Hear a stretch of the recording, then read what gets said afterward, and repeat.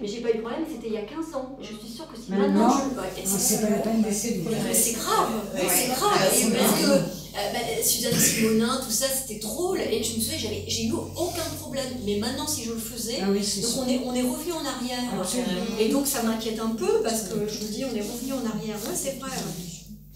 Par rapport à ce que vous disiez tout à l'heure sur les conditions d'écriture, c'est-à-dire une écriture dans laquelle vous avez été complètement plongé. Oui. Et il se trouve, je reviens là, du festival du livre de jeunesse d'Oéla. Oui, on en a parlé. Et comment dire, j'ai accompagné un auteur hier dans ses rencontres avec les élèves. Oui. C'est Frédéric Niobet, qui a écrit un livre pour ados qui s'appelle Sur le toit.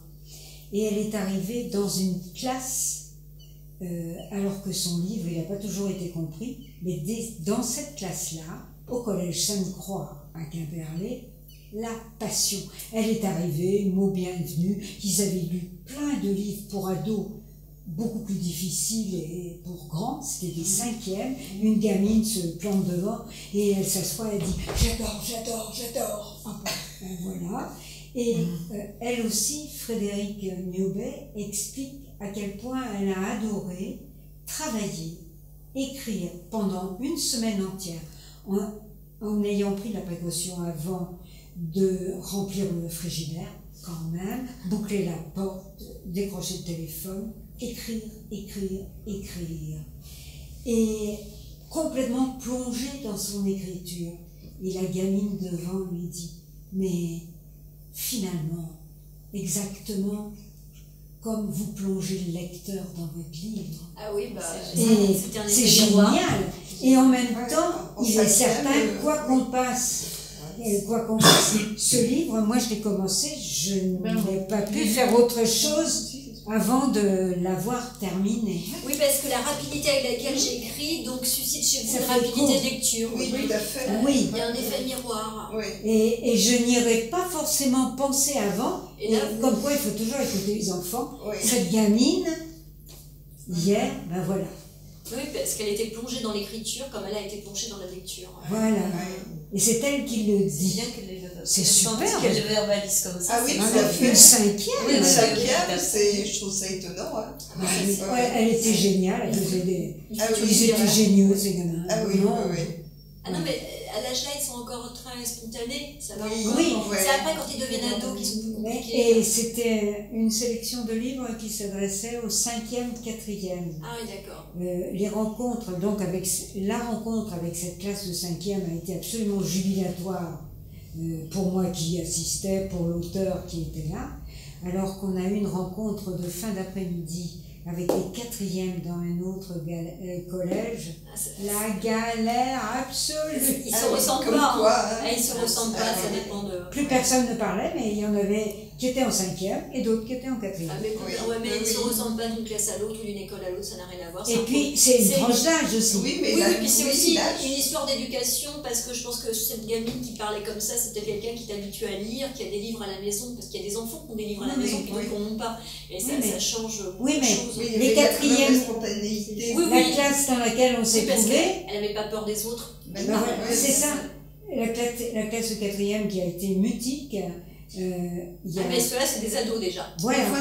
C'est ce que je dis. Les en revanche, il y a 4 filles qui, alors que la rencontre était terminée, c'est-à-dire la présence avec la classe, et avec lesquelles on a eu un échange formidable. Ils sont venus après, mais ils avaient besoin peut-être pas du regard de tout le monde, parce que c'est ça aussi, communiquer, parler. C'est l'ambiance de la classe en général. Oui, c'est ça, au quotidien. C'est une parenthèse, c'était par rapport à l'urgence de l'écriture. Moi, je remplis le frigidaire aussi, c'est vrai, mais c'est vrai que le téléphone, je réponds pas au téléphone non plus. Je ne le débranche pas quand même, mais je réponds pas parce que après je vais penser à le rebrancher, surtout je ne le débranche pas. Mais je réponds pas, et mon portable, je ne sais jamais où il est à ce moment-là d'ailleurs. Mais je suis seule chez moi, je ne peux pas écrire si quelqu'un... Il me faut du silence, c'est pas les oiseaux, tout ça ne me dérange pas, les chats qui passent, que j'ai pas mal de chats, donc ça passe, ça repasse, mais eux me dérangent pas du tout non plus. Mais c'est vrai qu'une tondeuse dans un jardin voisin ne me dérangera pas non plus, ça c'est pas ce que je croire que c'est naturel. Mais personne dans la maison. Il ne me faut pas une présence dans la maison. Il faut pas que, même si j'ai 3 étages dans ma maison, je sais qu'il y a quelqu'un dans la cuisine, ça ne va pas aller. Parce que je crois qu'on m'attend pour quelque chose. On va pas m'attendre pour l'apéro, on va m'attendre pour aller manger, on va me dire, bon alors c'est prêt. Et je veux pas, alors, donc il n'y a personne, je veux personne. Et je suis assez dure avec ça. Je m'isole aussi, mais je ne mets pas une semaine à écrire un livre quand même, je peux pas. J'ai déjà 3 mois, je trouve que... Non, là, c'est pas... Oui, non, c'était une semaine d'écriture, elle n'a pas mis une semaine pour écrire. Elle savait qu'elle avait cette semaine-là qui lui était donnée comme un... Et elle a pris comme un cadeau, oui, comme, un cadeau d'écriture. Comme quand on va en résidence. Absolument. Oui, voilà, comme une retraite. Oui, j'y pense souvent à ça. Je pense souvent à la retraite. Il y a une abbaye à côté, l'abbaye de Léon, à côté de Dinan. Là, des fois, je me dis, mais je devrais peut-être me retirer 15 jours pour trouver ce silence-là. J'ai une amie qui écrit aussi, qui fait ça, qui va dans des abbayes pour... Et le problème, c'est que j'ai pas besoin d'aller dans une abbaye en juillet-août parce que je suis seule chez moi, tout le monde part en vacances, donc je laisse tout le monde partir. Moi, je pars pas. Ça fait 10 ans que je pars plus. Donc ça va. Et puis après, je vais plus être en vacances, je vais être à l'école. Donc je vais pas leur dire, je vois déjà l'éducation nationale, excusez-moi, mais j'ai besoin de faire une retraite de 15 jours à l'abbaye. Peut-être que la DEC serait d'accord. À l'abbaye de Léon parce que j'ai besoin de me ressourcer, ou j'ai besoin de... Parce que quelquefois c'est ça. Parce que l'écriture aussi, plonger dans l'écriture, là par exemple je dis que je suis pas en train d'écrire, ça fait 15 jours que j'ai pas écrit une ligne. Mais je crois que j'écris quand même parce que j'ai fait je fais ce voyage en oblique là, en chemin de traverse là, je l'ai fait et j'étais en train d'écrire. J'écrivais des choses, je peux pas dire des phrases, mais j'avais des situations. Et quand je suis dans mon jardin, et c'est vrai que quand je suis dans mon jardin, j'adore être... enlever les mauvaises herbes, ce qu'on appelle les mauvaises herbes, j'ai un sécateur, je coupe les vieilles roses, je suis toujours en train de... Parce que tout le monde me dit, mais ton jardin, que tu as le temps de faire ton jardin, parce qu'on dirait un parc, je dis, je sais bien, mais... Et quand je fais ça, je suis en train d'enlever, je me dis, des adverbes. Là, j'arrache des adverbes en trop. En fait, j'arrache des adverbes, parce que les adverbes, c'est le truc qui alourdit la phrase. Ou alors, au lieu de mettre 3 adjectifs, c'est pas la peine, mais c'est un adjectif suffira. Donc et ce sera le bon, parce que j'hésite entre 3, mais c'est celui-là le bon. Il est peut-être simple, mais c'était celui qui colle le mieux. Et donc, quand je suis dans mon jardin en train de désherber, je sais que je suis en train d'épurer ma phrase. Alors, il y a plein, voilà, mais je suis pas la seule à penser comme ça. Moi, les hommes, j'ai moins ça chez les hommes et chez les femmes, oui. Alors, peut-être parce que les hommes... Si j'écrivais, qu'est-ce que ce serait épuré chez moi? Parce que votre jardin est bien et tout... Puis il est énorme, alors je suis toujours en train d'épurer. Oui. Mais en revanche, j'ai un carré, j'ai quoi? J'ai 30 mètres carrés de foisonnant. Je laisse tout. Alors j'ai tout, la salle, l'herbe, le fenouil qui pousse comme qui repousse, qui se replante. J'ai mon carré bordel, parce que je sais que dans mon écriture, j'ai aussi ce côté, j'ai ce brouillon qui existe, et puis après je vais puiser dans mon brouillon ce que j'ai envie de puiser. Mais j'ai ce carré bordel parce que les chats aiment beaucoup le bordel. Là, ils préfèrent ça à une chose bien en ligne, bien épurée. Et c'est aussi parce que j'ai remarqué que j'ai des insectes, plus d'insectes dans cet endroit-là. Ils vont tous là parce qu'il y a des fleurs, des machins, des encolis, donc ils adorent. Et puis le fenouil, ça donne, il y a des papillons que je n'avais pas vus depuis mon enfance. C'est les macarons. Les macarons. Les larves se font, oui. Moi, elles se font dans le fenouil. Dans le fenouil. Parce que j'ai vu. Je confirme. C'est un papillon qui est large, mais énorme. J'avais pas vu ça. Magnifique. J'avais pas vu ça depuis maintenant, je l'avais grands-parents. De la chaise 14. Non, pas du tout, justement. C'est mon carré bordélique. C'est mon carré. Non, parce que dans la chambre numéro 14, vous avez un moment, tout un passage sur le Trégor, la ceinture dorée, les hortensias, les choux-fleurs. Il y a du potager là, maman. Parce qu'on oublie qu'en Bretagne, tout le monde n'a pas souffert des rationnements. C'est vrai que j'ai fait des recherches à ce moment-là, parce que je ne savais pas qu'on appelait le Trégor la ceinture dorée, mais c'est là où il y a tous les maraîchers. Et ces gens-là n'ont pas souffert de la faim, donc voilà, et c'est vrai que. Donc ça c'est mieux. Vous voyez, on ne s'éloigne pas toujours de nous. On n'a pas mis de macarons grande queue, mais j'aurais pu parce que ça existait à l'époque, alors qu'on en voit beaucoup moins à notre époque. Mais c'est vrai que c'est un livre qui se lit d'une traite. Oui. Oui, puis il y a ce cheminement, on a envie d'aller voir jusqu'où Oui, elle veut, oui, jusqu'où elle va. Et d'ailleurs, même Louis Guillou s'interroge, hein, cette question sur le promontoire, là, il se demande, mais est-ce que ça va bientôt arrêter? Parce que et qu'est-ce qu'elle va faire après?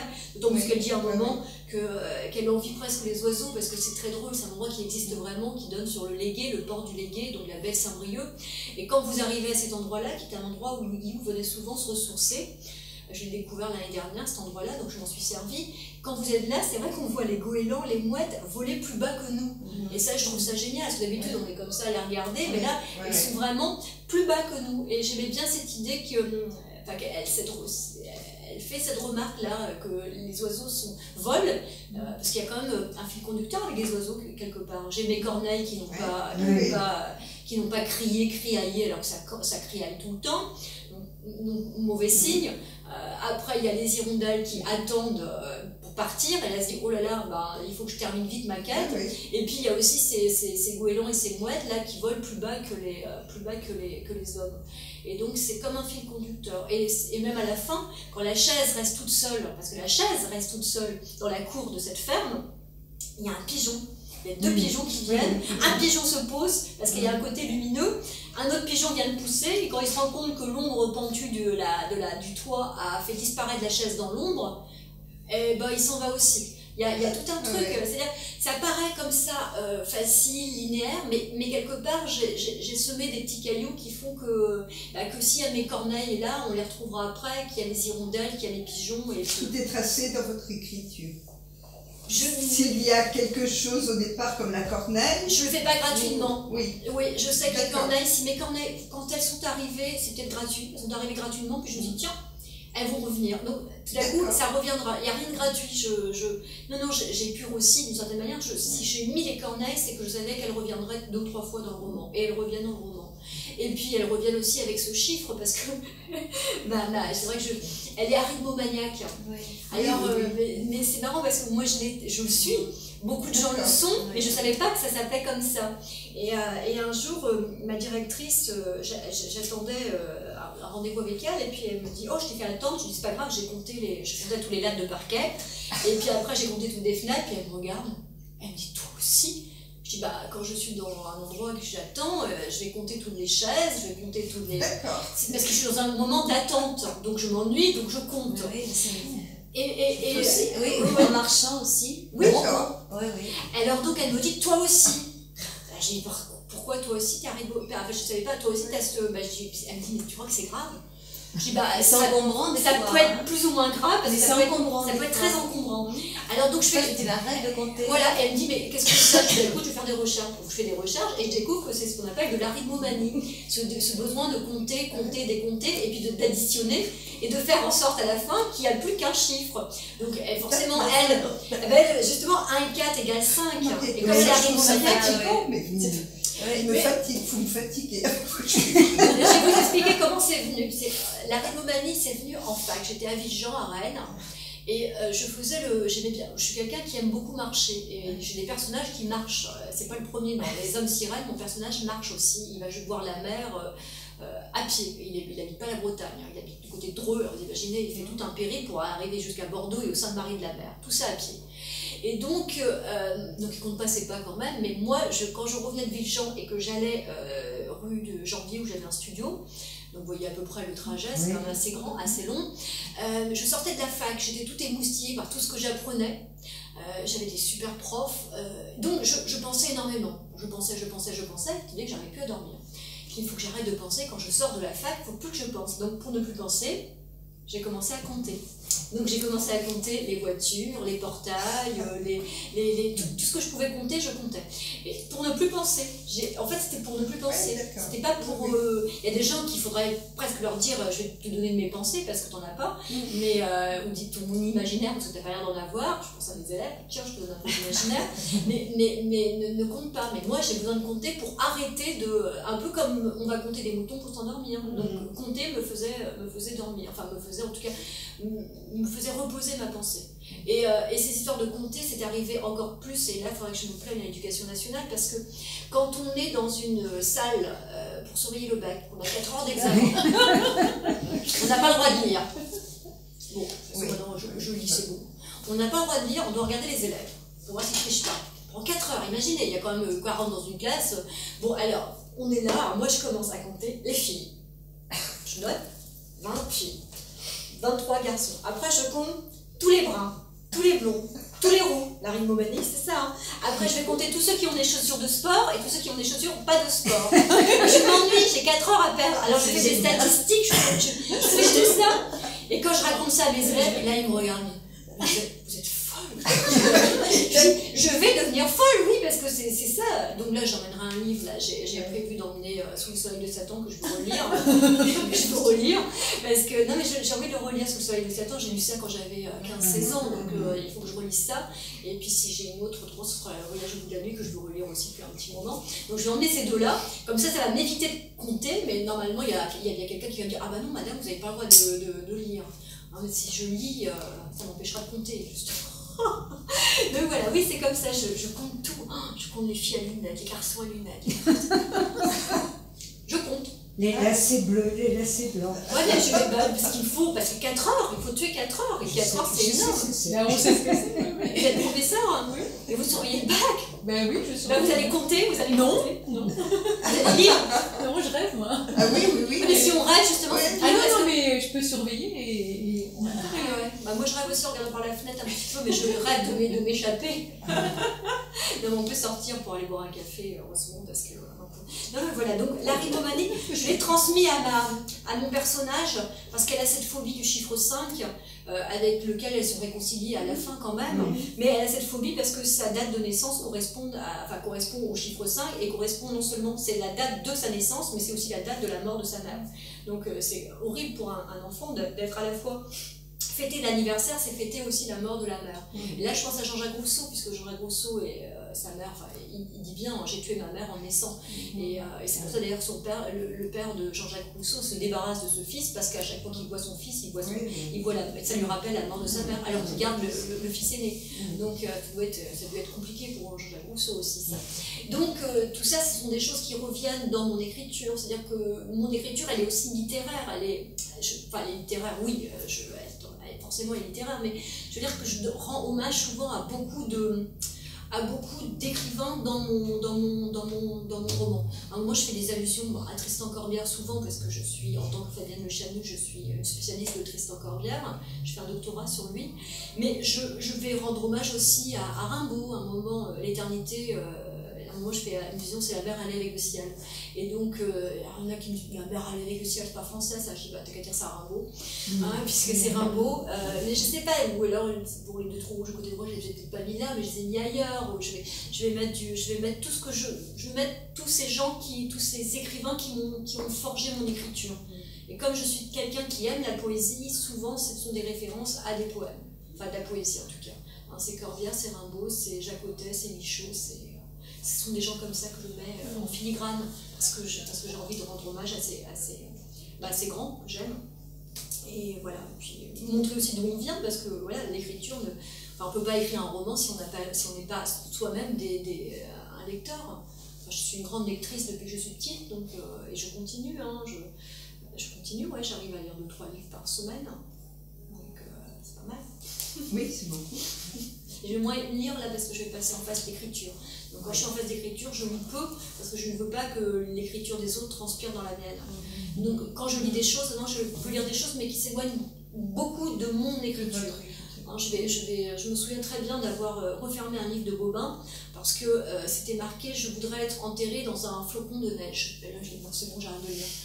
J'arrête de lire parce que ça allait, j'étais en train d'écrire Les Mots dormants à ce moment-là, je pense. J'ai dit: il faut pas que ça... Parce que Bobin, voilà, j'adore. Et je dis j'adore sans vraiment lire Bobin. Je lis que par fragments, comme si je lisais de la poésie. Parce que je sais que Bobin, ça va me toucher. Et je veux pas avoir une écriture qui me touche. Donc je vais lire des gens qui sont très loin. Enfin, je dirais pas Musso et Lévy quand même, mais je vais lire des gens qui sont un peu plus loin. Non, je parlais d'un coup de cœur aussi à Marie-Josée tout à l'heure. Vous n'avez pas entendu parler de cet auteur-là, c'est Les Fleurs d'hiver d'Angélique Villeneuve. Ça vous dit rien? Chez Phébus. C'est magnifique. Parce que nous étions à Caen il y a 15 jours, parce que moi je parlais de cette guerre-là, de la guerre 44 si on veut, mais des dommages collatéraux de cette guerre. Et Angélique, elle parle du retour d'une gueule cassée, mais vue par sa femme. Et ça, c'est très très intéressant. Sa femme qui l'attend, qui se demande s'il aura beaucoup changé, etc. Et quand elle le retrouve, elle ne sait pas comment communiquer avec lui, parce que lui ne communique plus, parce qu'il a eu la mâchoire un peu abîmée, enlevée, etc. C'est magnifique, parce que c'est écrit, c'est plein de sensualité, c'est écrit d'un point de vue féminin, ce n'est pas violent. C'est ce que j'avais voulu aussi, moi, dans la chasse numéro 14. Je n'avais pas voulu aborder, j'ai pas voulu parler de violence. Il n'y a pas de violence à proprement parler dans mon roman. Et dans les Fleurs d'hiver, d'Angélique Villeneuve, c'est pareil, il n'y a pas de violence. Alors que ce sont des sujets... c'est dommages collatéraux de la première et de la deuxième guerre, de la seconde guerre mondiale. C'est étonnant parce qu'on n'en a pas. C'est bizarre parce qu'Angélique Villeneuve s'est fait, si vous lisez ça et que vous aimez, vous pourrez lire après. Elle a 3 romans, elle a Un grand paradis et Un territoire. Grand paradis et Un territoire. Moi j'adore Un territoire, c'est mon préféré. Mais ça marche très bien les Fleurs d'hiver. Elle a eu 2-3 prix déjà, mais c'est des prix en plus de lecteurs. Des prix de lecteurs, de La Passerelle par exemple, c'est des prix de lecteurs. Et ça c'est bien, c'est pas des prix, on sait bien comment c'est les histoires de prix. Quand c'est des prix de lecteurs ou des prix de médiathèque ou des prix de... voilà, des gens comme des jurys même du livre inter, hein, voilà, c'est autre chose, c'est des prix de lecteurs. Même Étonnant voyageur, quand c'est le prix lecteur, c'est pas du tout, c'est pas féminin. Voilà, alors que ça mériterait, je parle pas du mien, mais je parle aussi d'Angélique Villeneuve, ça aurait mérité du féminin, ça, mais bon. Mais on ne joue pas dans la cour des grands. pas encore. Il faut changer d'éditeur, mais moi je suis une fidèle, j'aime beaucoup mes éditeurs. Moi j'aime beaucoup Le Roi, c'est une maison d'édition que j'aime bien. C'est une très bonne édition. Il y a de très bons auteurs. Oui. Il y avait Adulte ou jeunesse. Adulte et jeunesse, je lis leur jeunesse aussi. Je lis un peu leur jeunesse. Je voudrais commencer à plus de morts que de vivants. C'était dur ça. J'en parle à mes élèves qui se retrouvaient tous me lire. Je dis mais c'est dur, hein. Mais non madame, c'est pas dur, c'est très bien. Ah, d'accord. Parce que mes plus petits c'est des 3e. Donc je sais ce que c'est, l'âge un peu ingrat. Et puis mes plus grands c'est des terminales. Mais bon, les terminales ne lisent plus. Ils n'ont pas le temps dans le bac. Ils lisent jusqu'à quand les secondes lisent quand même. Les secondes lisent, Les premières aussi un petit peu encore. Les premières peuvent lire encore. Mais oui, les secondes lisent, je crois que 6e jusqu'à seconde, ça lit. Après, on dirait que le bac les empêche de lire. Il y a quand même une désaffection de la lecture en 4e. Oui. En 4e, il y a une première rupture. Une première rupture, chez les garçons surtout. Oui, les garçons, c'est sûr. Vous croyez pas qu'on leur impose des lectures aussi qui ne sont pas forcément faites pour être aimées, quoi. Oui, mais on n'est pas... Alors, je suis d'accord avec vous, mais si on lit pas les classiques à l'école, où on va les lire? Parce que, attention, mais moi, non, ils n'iront pas plus tard les classiques, mais je suis d'accord avec vous quand même en partie parce que je fais pas ça. Moi, je ne mets pas de classiques. Moi, par exemple, en terminale, je mets Yasmina Reza, par exemple, au Dieu du carnage. J'ai mis Art, mais c'est devenu un classique, mais ça ne l'était pas quand j'ai commencé. Je mets Un Dieu, un animal de Jérôme Ferrari. C'est bien avant qu'il ait eu le prix Goncourt pour le cerveau. Donc voilà, je l'ai mis 2 fois, et ça, les élèves, mais sauf que j'ai des profs derrière qui ne lisent pas. C'est-à-dire j'ai des profs qui ne lisent pas les contemporains. Bien sûr. Les profs lisent des classiques. Alors moi qui suis prof et en plus j'écris du contemporain et je lis mes contemporains parce que je les rencontre dans des salons, ça m'énerve un peu. Je me dis, on a ras-le-bol de Voltaire là. Enfin bon, Voltaire en plus, moi j'ai ras-le-bol. Voltaire, il est encore assez distrayant, mais il y en a certains. Moi non, je boycotte Voltaire, je boycotte tous les misogynes. Je boycotte tous les misogynes. Non, et ben justement, j'étais en train de me dire, mais c'est très compliqué de trouver dans des livres. Non mais en revanche, je fais des groupements de textes avec des classiques pour leur donner envie. Donc je leur donne des classiques en groupement de texte et en œuvre intégrale, je leur donne des œuvres. J'ai mis Claudie Gallet par exemple, je l'ai fait. Mon amour, ma vie, je l'ai fait il y a 2 ans. Oui, mais les élèves ils ne sont pas interrogés sur Mon amour, ma vie, ils sont interrogés sur l'amant et puis Un barrage entre le Pacifique et encore dans les meilleurs des cas ou Les tranchées. Cette année j'ai fait Les tranchées, puis ok je fais Les tranchées, mais j'adore, c'est pas un problème. Sauf que je fais Les tranchées avec des ouvertures sur les sculptures de Giacometti. Donc je trouve c'est très facile parce que c'est Tom qui marche, qui vacille un peu ses morceaux sous le soleil. En plus il est en train de se liquéfier, là c'est génial. À un moment il y a une espèce de place avec un chien pareil et des gens, là on pense à Meursault les dimanches qui fume à son balcon. C'est très facile en fait. Moi je m'amuse en tout cas à faire ça et ça permet de faire une ouverture sur le... j'ai essayé de faire une ouverture sur l'art parce que la lecture de l'histoire de l'art est très importante maintenant. Et je fais ça, mais j'avais fait Orange Mécanique il fut un temps avec une classe de technologique, enfin une classe technologique, une STL. Orange Mécanique, je ne le referai plus, pourtant je l'ai fait, parce que maintenant on me dira ça va pas, c'est violent, machin. Oui, tout à fait. Ah Ça ouais, ne passerait pas. Non, ça passerait pas, mais pourquoi ça passerait pas? Ça passait bien. Ah bah oui, mais... Ça passait pas auprès de qui? Des élèves? Ah non, les élèves, ça passerait Non, très bien, mais les parents... Ah, on aurait les parents derrière. Comment ça à l'école? Vous faites ça à l'école? C'est une réputation qu'a le titre.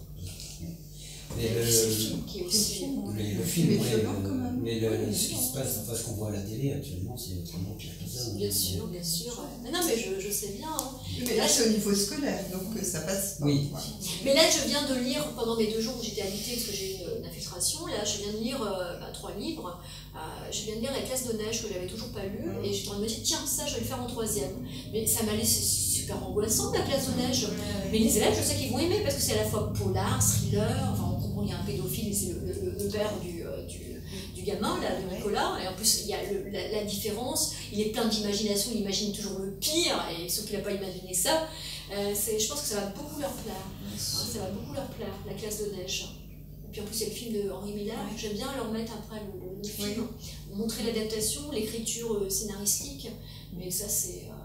Puisqu'il y a des élèves qui, soi-disant, ils aiment l'image, mais on se rend compte qu'ils ont une mauvaise éducation de l'image, ils ne savent pas regarder l'image. Ils voient tout ce qui est au milieu. On voit tout ce qu'il y a au milieu. Certains voient des choses. Oui, mais c'est une éducation, l'image. C'est à nous de les. Enfin, à nous. Enfin, moi, je sais que j'essaie de les éduquer à l'image parce que c'est très important.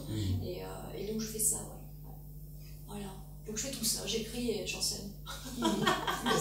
Mais en fait, votre roman, oui. Comment dire, il y a des scènes extrêmement fortes dont on voit très bien qu'elles pourraient être traitées cinématographiquement. Et enfin, moi, c'est marrant, des images très fortes, et on se dit, tiens, on voit l'image, et il y a à la fois le cœur de la scène, avec Maria Salin, et puis la caméra qui se promène un peu à côté quand même. Et pas mal de dialogue aussi. Oui. On a du dialogue, donc ça c'est facile. Et c'est marrant parce que Sylvie Gracia, mon éditrice, me disait plus le livre, elle disait le film. Pardon, elle disait le film.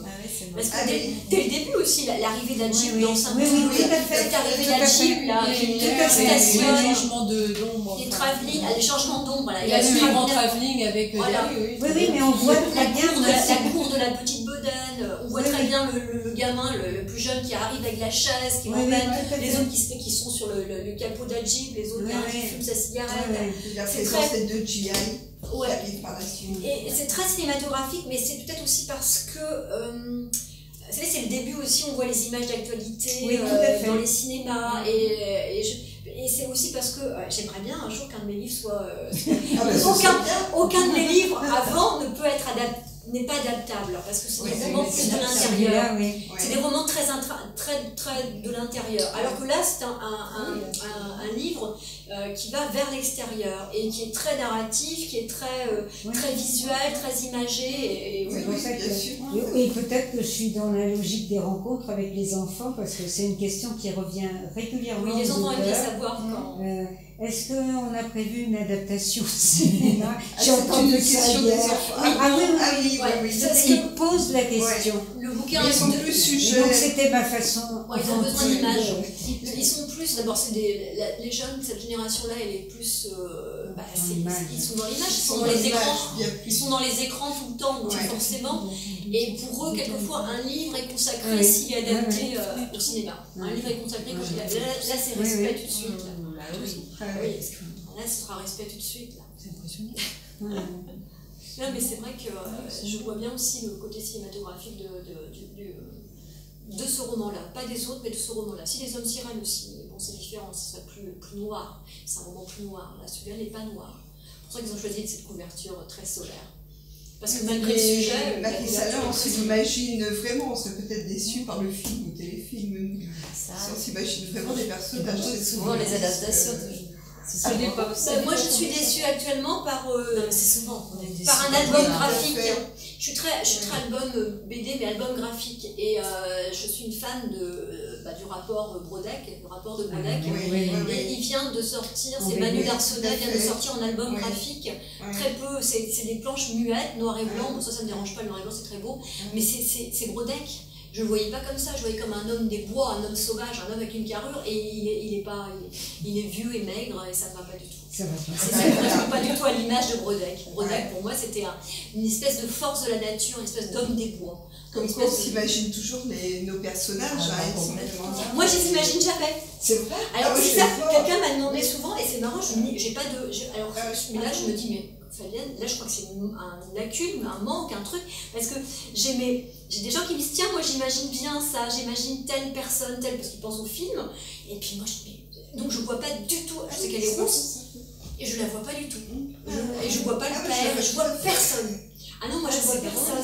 Et je comprends pas parce que j'écris avec des images. J'écris dans un bureau où alors je suis contre un mur, ma fenêtre est là, mais je suis contre un mur parce que si je tombe, je regarde par la fenêtre, donc je préfère. Donc j'ai un mur, et c'est un mur avec vous savez ce qu'on appelait les rideaux de douche, mais avec des petites pochettes.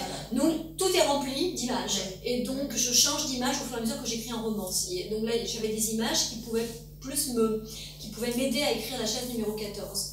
Et donc, mais je ne mets pas de personne. Je peux avoir, je sais pas moi, une vanité, j'ai un tableau de Cranach, une reproduction d'un tableau de Cranach. Enfin, j'ai des choses comme ça qui vont m'aider à écrire la chaise. Et puis, si c'est mon moine tibétain, je vais avoir un monastère, des montagnes, je vais avoir un paysage, je vais avoir des trucs comme ça.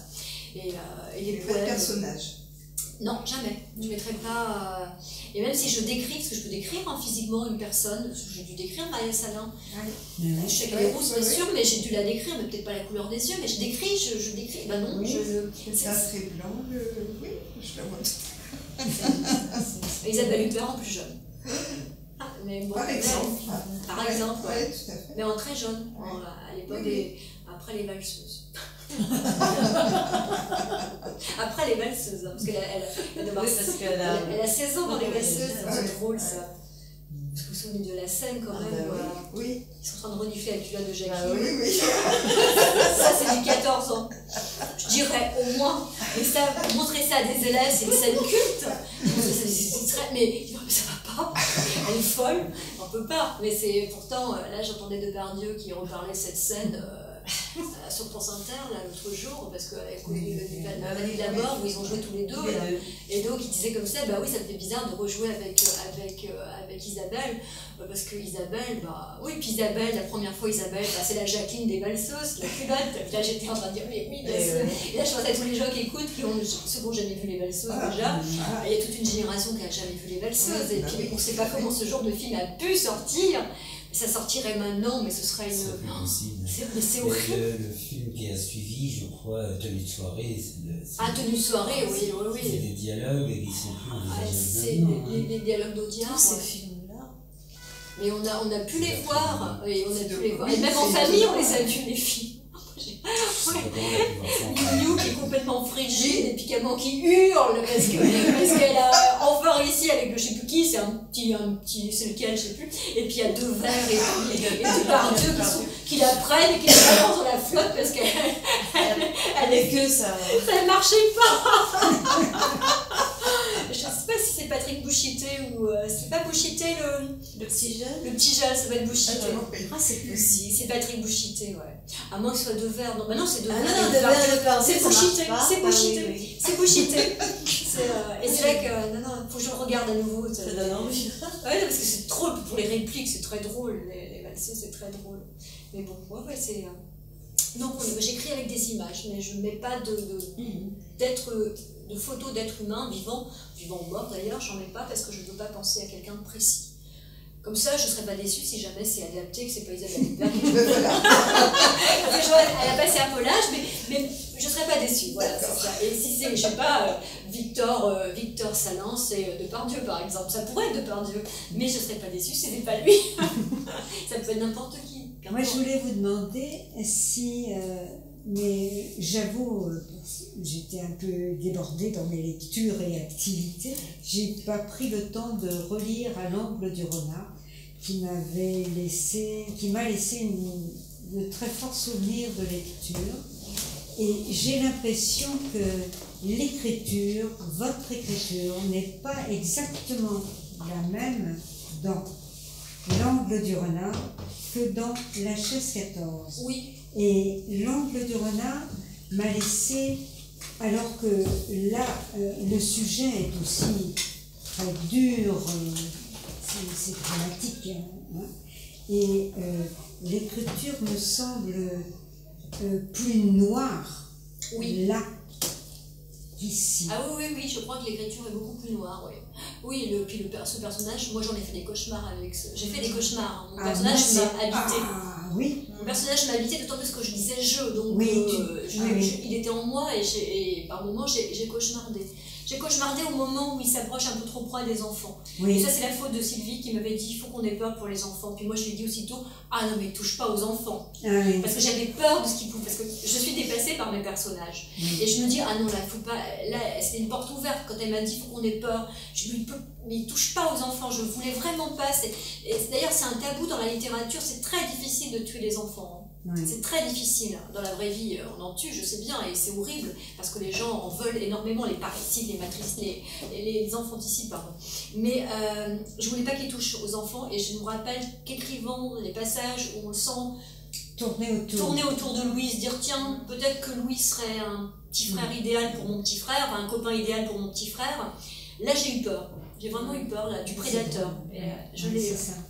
Mais ce qui est drôle, c'est que ce roman-là, moi, je corrige, je l'ai écrit assez rapidement, je me souviens, et je me souviens aussi comment je l'ai écrit. Je l'ai écrit d'abord en analyse. C'est-à-dire que j'étais en analyse, c'était la fin, je crois, c'était la fin, et puis à un moment, j'arrive, j'ai plus de rêve à raconter. Je dis, est-ce que je peux vous raconter ? Est-ce que j'ai envie d'écrire ? Elle me dit, pas de problème. Donc, je venais 2 fois par jour raconter à l'angle du renard. Donc, je l'ai écrit en analyse. Et puis, elle a beaucoup ri après. Elle m'a dit, mais vous savez que j'ai des écrivains qui viennent me voir, mais quand ils sentent que ils vont raconter leur livre, ils s'en vont l'écrire. Parce qu'ils ont peur que je leur pique pas l'idée, mais parce que c'est des vampires, finalement. Si je donne, j'ai plus besoin après de l'écrire. Ouais. Et là, elle me dit, c'est la première, finalement, ça dérangeait pas du tout. Alors, moi, j'ai écrit, et je me souviens de lui avoir envoyé, j'étais plus avec elle au centre, elle n'était plus mon analyse, j'étais terminée. Mais je lui ai envoyé par la poste quand j'ai eu le prix en plus de le voyageur, parce que je savais que je l'avais écrit avec elle. Enfin, je l'avais écrit, c'est pas elle qui l'a écrit, c'est moi, mais c'est elle qui faisait accoucher de quelque chose de noir. Vous dites de noir, mais je veux dire, ça, je suis peut-être Juliette là. Hein. J'ai grandi dans ce genre de village. C'est pas pour rien d'ailleurs que je dédicace à 2 villages au début, aux habitants de la ville Juel, donc je dois mon nom à ça, et de Crimpelet, les vivants et les morts sans exception. Parce que, point de suspension, parce que j'ai habité ce genre de village. Toutes mes vacances d'été, je passais dans le village maternel, le village de mes grands-parents maternels, et j'étais entourée de ces personnes âgées et de vieux garçons. Et à cascade qui me faisait et ça me faisait très peur, et j'ai ressorti ça de moi, cette peur et on dormait, ma soeur et moi, dans un grenier, et mon grand-père était aveugle, et il fermait la porte à clé pour qu'on soit pas, et je me disais pourquoi il ferme la porte du grenier à clé, est-ce que c'est pour nous empêcher de sortir la nuit, ou est-ce que c'est pour empêcher les gens de rentrer? Et donc moi dans mon début d'insomnie, je suis devenue insomniaque à cause du grenier, bien sûr, et je me dis, donc je protégeais ma soeur parce qu'elle avait 13 mois de moins que moi, donc je dormais comme un bébé. Moi je dormais pas, je la veillais, j'étais la sentinelle. Et je dis ça d'ailleurs dans les bois, à l'angle du renard, dans la verticale de la lune, il y a 2 sortes de personnes. Il y a ceux qui dorment et ceux qui dorment pas. Je sais pas si alors ça, à un moment je dis, il faut dire que je quitte souvent mon lit la nuit pour écouter les étoiles ou parler à la lune au fond du puits quand elle veut bien m'y retrouver.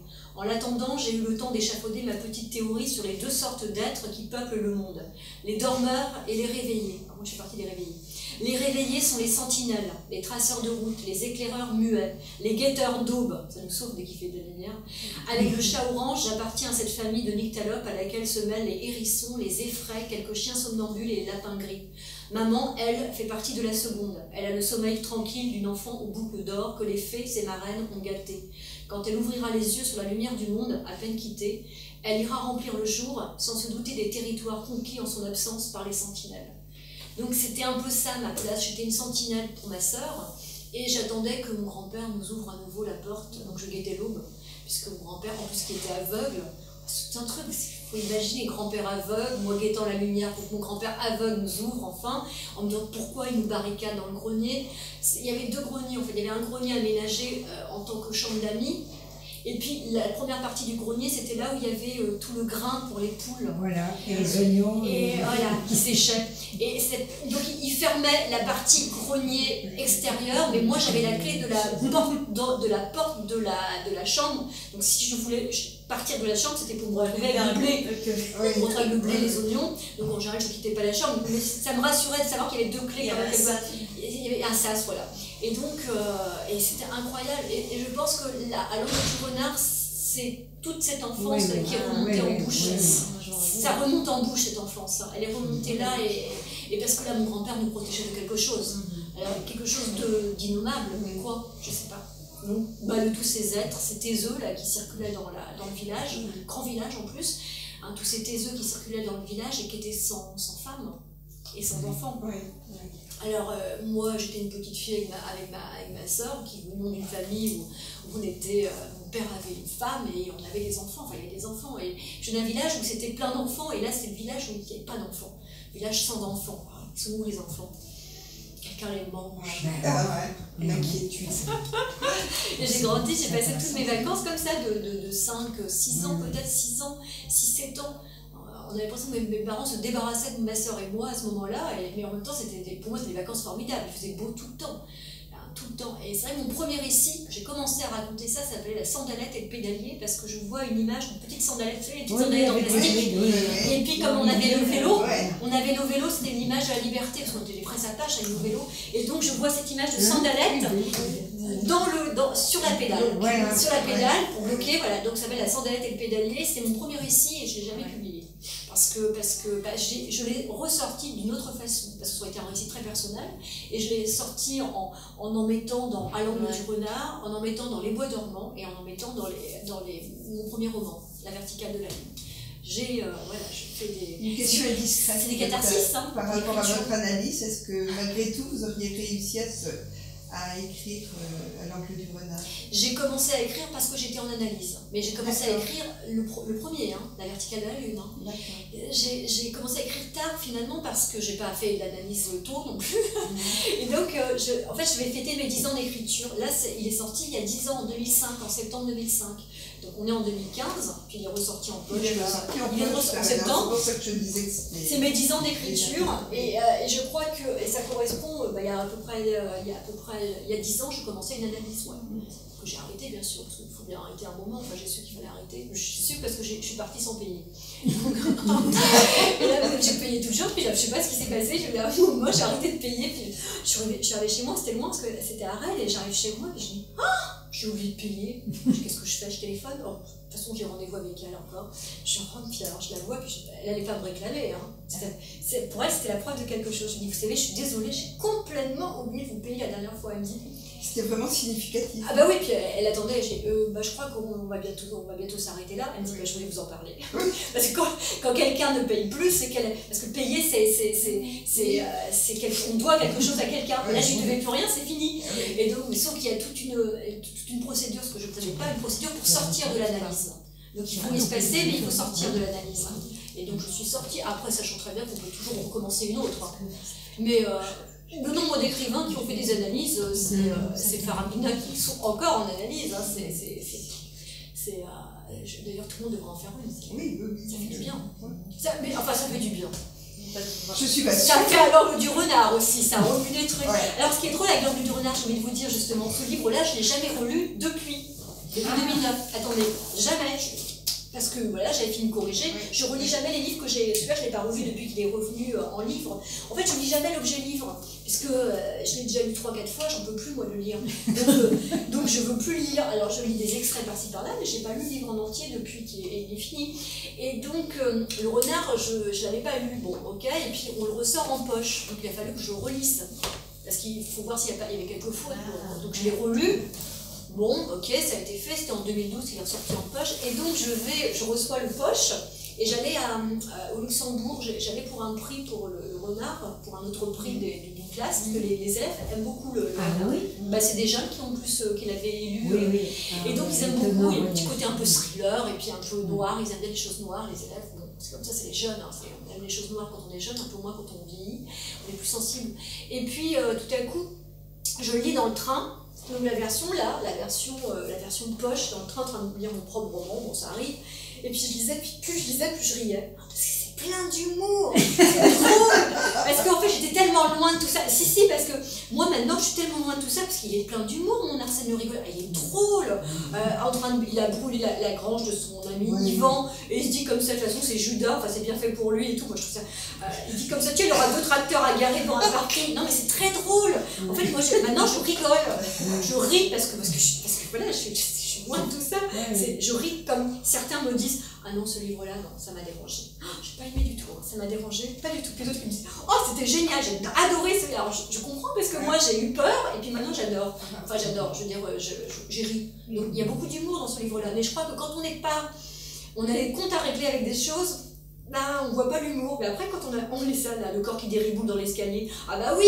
il tue l'épervier, enfin il tue, vous savez celui qui vend des martinets, il y a un qui lui vend des martinets, et donc à un moment, je sais pas si vous vous souvenez, mais le martinet s'est cassé, et donc il voit Jésus qui lui dit, va régler son compte, il voit le Jésus qui dit, comme ça, va régler son compte à monsieur, je sais pas comment, Février, ou je sais pas comment il s'appelle, Lefebvre, l'épervier, voilà c'est ça. Et donc, à un moment, oui c'est ça, ah oui c'est bien, voilà le bonhomme qui se précipite dans sa cave, je sais pas si vous vous souvenez, mais son chat, il a une chatte, qui est en chaleur, et donc il ne veut pas qu'il y ait un vilain matou s'occupe de sa chatte. Donc, voilà le bonhomme qui se précipite dans sa cave, je l'entends fourgonner dans son bric-à-brac, appeler sa chatte, injurier l'autre, lassé et bredouille, il a remonté l'escalier, en haut, je l'attends.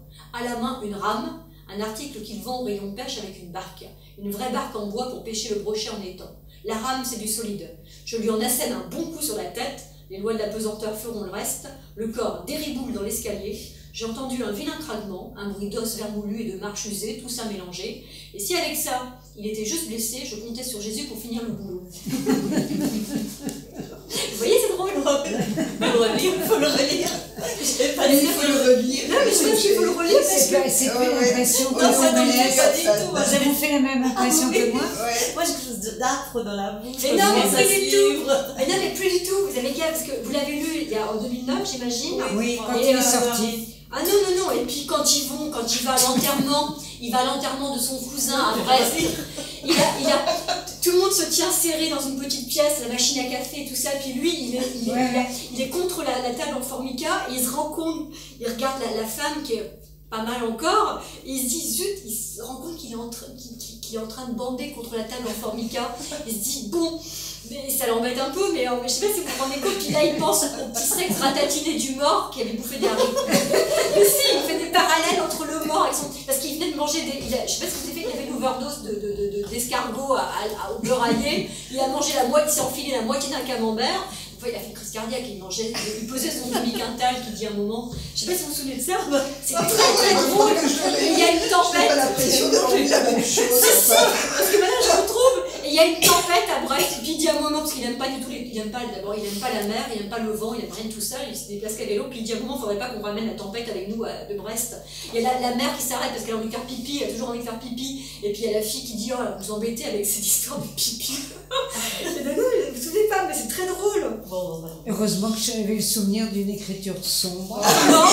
Et la demande en mariage du père du rigoleur, les deux mains qui se mêlent. Le père il sait pas dire, il sait pas faire sa déclaration d'amour à sa femme. Et donc c'est toute une histoire de mains qui se mêlent. Et en fait le père il sait rien faire d'autre que parler avec ses mains. Et bien sûr avec les mains il balance des torgnoles, mais c'est les mains aussi, c'est avec les mains, les deux mains qui se mêlent de l'homme et la femme qui fait sa demande. C'est très beau ça, non? Ah ben voilà, attendez, je suis tombée sur la feuve. Alors, si, attendez, ils reviennent de l'enterrement là. Je ne l'avais pas revu depuis son mariage. Le Jeannot, ça faisait une paille qu'il est mort. Une maladie du cœur, et le cœur il l'avait gros comme ça mon Jean, elle a dit sa veuve. Elle a écarté les mains, paume tournée vers le ciel, on aurait cru à une vierge implorante, des images pieuses qui marquent les pages des micelles. Encore une qui a perdu son Jésus, je me disais. Ça m'a remué les tripes. Emportée dans son sommeil après avoir fait un malaise dans la cuisine. Elle a ajouté la veuve. Il s'est pas vu partir, mon Jeannot. Donc, il mangeait des escargots, le cousin. Des escargots tout chauds, hein, au beurre allié. Même qu'il les suçait, les escargots. Qu'il lampait la sauce jusque dans la coquille. Qu'il en avait le menton tout ruisselant. La langue gourmande et pointue, affûtée pour l'exercice. C'est la veuve qui nous a raconté la scène après la cérémonie, à nous autres, ceux de sa belle famille et aux intimes. Elle nous avait invités à prendre une petite collation, comme ça se fait encore par chez nous. Sauf que là, on était à Brest. Mais bon, le cousin, c'est ce qu'il aurait voulu, vu que c'était un gars de chez nous, et que même contremaître sur les chantiers navals, il reniait pas ses origines. Venez prendre une collation à la maison, on va pas se quitter comme ça. Elle avait presque crié la veuve à cause du vent qui s'était levé devant les grilles du cimetière pour recevoir les condoléances, bien obligée. À croire qu'elle avait peur qu'on disparaisse nous aussi, qu'on verse dans la fosse, qu'on la laisse toute seule, éplorée en noir. Parce que la vie, c'est plein de choses trappes. Elle savait ça aussi, la veuve, forcément. Une collation dans la cuisine, le lieu du crime, elle a précisé, en nous ouvrant grande la porte et sans rire. On était bien une trentaine là-dedans, logés à la même enseigne, coincés contre la table en formica et le frigidaire. Pas assez de chaises pour tout le monde, elle a dit encore en s'excusant presque là, avec un petit sourire pour le coup. La machine à café posée sur le couvercle de la gazinière, des galettes au beurre dans les assiettes arcopales. À la bonne franquette, elle a ajouté, à la guerre comme à la guerre, hein. Elle continuait de parler, la veuve. Elle liquidait ses provisions de paroles pour pas ramager toute seule plus tard quand on serait parti. Elle oubliait de remettre de l'eau dans la machine à café, savait pas faire deux choses à la fois, et on lui pardonnait à cause de son chagrin, forcément, et à cause de la pluie dehors, du crachin qui crachinait salement, et qu'on n'avait pas envie de se heurter au soufflet du vent du large, plus fort ici que dans nos terres. Fallait pas qu'on le ramène à la maison, celui-là. Après les escargots, 2 douzaines à lui tout seul, Jean a terminé la moitié d'un camembert commencé à midi. Il lui a fait sa fête avec du pain et du beurre. C'était son dessert. Et sur le beurre, Jean, il lésinait pas. Vous savez ça, vous autres. Elle s'est tournée vers nous, les gens de la terre, j'ai opiné. Oui, c'est comme ça qu'on mange notre fromage, j'ai pensé, avec du pain et du beurre. Pas une faute de goût, non. Un hommage aux vaches. Et les vaches, moi, j'en connaissais un rayon. Vous voyez, c'est drôle. Mais c'est drôle comme ça tout le temps, en fait. Moi, je m'en suis rendu compte en le relisant. Il y a juste un truc qui est pas drôle. Il y a juste un truc qui est pas drôle. C'est étonnant, quoi. Mais le décalage entre Non, mais le souvenir, mais j'ai dit que là, je n'avais pas relu. vous avez amené les escargots avant la lecture.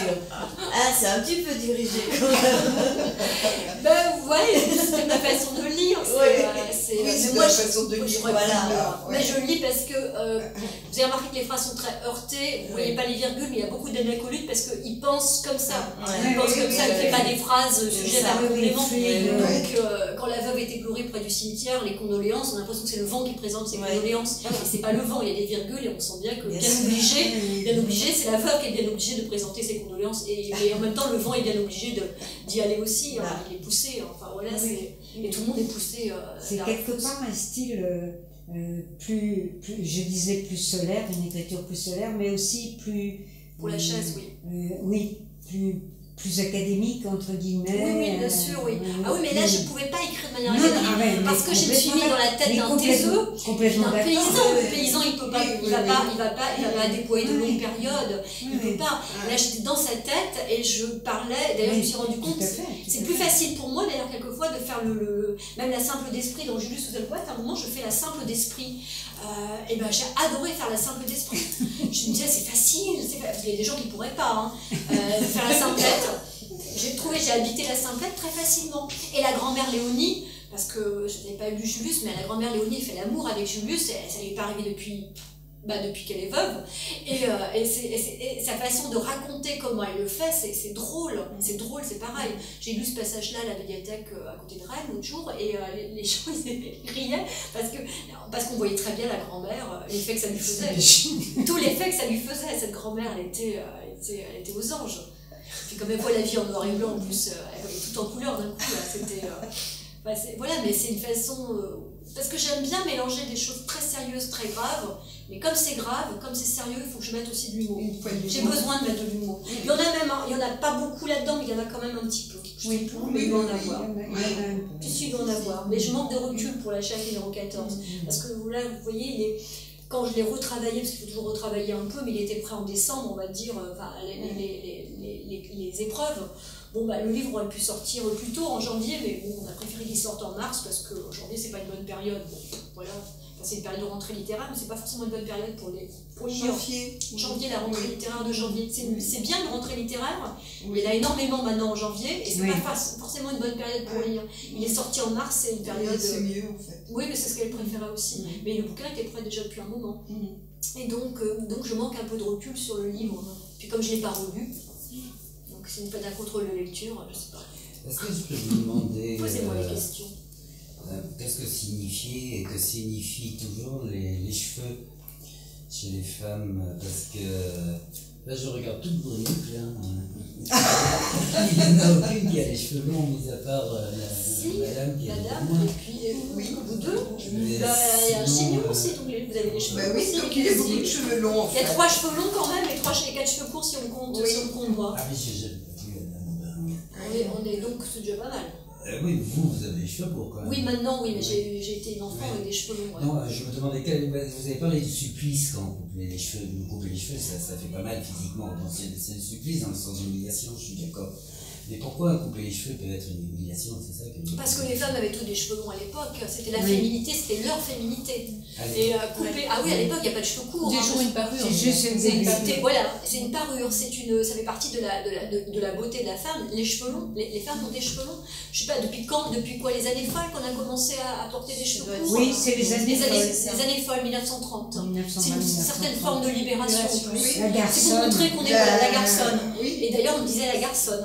Mais c'est parce que la femme a des cheveux longs, c'est un artifice de beauté, c'est sa beauté. C'est un signe de féminité. Ouais, c'est un signe de féminité. Et couper, je vous le dis un moment avec une phrase en anglais, quand les GI n'ont pas le droit d'intervenir, il y a un colonel qui explique à un moment, on n'intervenait pas parce que les hommes ont besoin, les Français ont besoin de retrouver leur virilité. Et il dit un moment en anglais, un scalp tombe, une queue se dresse. C'est-à-dire que plus ils coupent les cheveux des femmes, plus ils retrouvent leur virilité. Parce qu'en fait, ils privent les femmes d'une féminité qu'elles ont donnée à l'occupant, qu'elles ont donnée à l'ennemi. Donc c'est le symbolisme du cheveu chez du cheveu chez la femme est très très important. C'est très très important, mais c'est vrai que nous, moi en tout cas, on est un certain nombre de femmes, on a pu s'affranchir. La première chose que j'ai faite à un moment, quand je suis arrivée en fac, j'ai coupé mes cheveux très courts. En disant c'est bon, maintenant je m'affranchis, je ne suis plus la petite fille. Pensez à Brigitte Giraud, Avoir un corps. Je ne sais pas si vous l'avez lu, le Brigitte Giraud, Avoir un corps. Elle explique comment la femme, la petite fille, doit être déjà la petite femme à venir. Et donc se couper les cheveux, quelquefois, je pensais à Françoise Sagan, se couper les cheveux, c'est faire preuve d'autonomie à l'égard du regard de l'homme. Puisque l'homme a tendance à aimer les cheveux longs, il veut une chevelure, il fait partie de la... Comme il préfère que la femme ait des seins plutôt qu'elle s'appelle Jane Birkin. Mais ma mère m'a souvent raconté qu'elle s'est mariée, c'était une femme de la campagne, elle s'est mariée à 20 ans pour suivre mon père qui travaillait déjà dans la région parisienne. Et le lendemain de son mariage, elle s'est coupé les cheveux. Oui, parce qu'elle n'avait plus besoin de ça pour séduire. Mais non, Oui, puis elle sortait du Giron. Le lendemain, elle sortait de la campagne pour aller en ville. Elle sortait du Giron et elle coupait son chignon de paysanne parce qu'elle portait la coiffe. Et ben, elle allait vivre notre vie. Elle s'est coupé les cheveux le lendemain de son mariage. Et qu'elle a gardé, parce que quelquefois on gardait les cheveux. J'ai pas vu ça. J'avais les cheveux très longs, j'ai gardé. Ah ouais, on gardait, ouais. Ça fait penser à une nouvelle de Théophile Gautier où le personnage achète une commode et dans la commode il tombe sur, ça s'appelle la chevelure, il tombe sur le cheveu. Et elle est tombée de 3 bords après la femme apparaître. Mais c'est vrai que le symbolisme des cheveux, c'est ça. De la féminité. Ouais, ça fait partie de la féminité, des attributs de la féminité. C'est aussi la sensualité aussi. Oui, c'est ça. C'est aussi une des raisons pour lesquelles on coupait aussi les cheveux des religieuses. Oui, parce qu'elles avaient fini avec la féminité. Elles ne vivaient pas leur féminité comme les femmes qui la vivent complètement avec la maternité, etc. Et donc... Oui, c'est vrai. Elles abdiquaient leur féminité. Oui. Mais maintenant, on sait très bien qu'avoir les cheveux courts, c'est aussi un signe de féminité, mais c'est notre époque. On peut être féminine tout en ayant les cheveux courts. C'est une question de pratique. C'est tellement pratique. Plus de peigne à la maison. Pas besoin de peigne. Pas besoin de se sécher les cheveux. Ça sèche tout seul. Non, mais ça sèche tout seul.